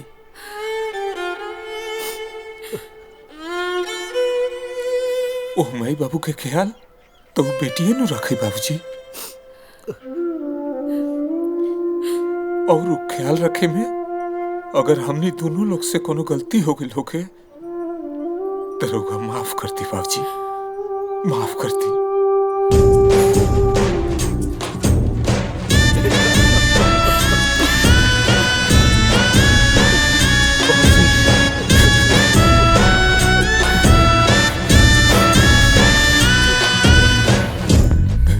आपन पसंदीदा फिल्म देखे खातिर डाउनलोड करी दंगल प्ले ऐप।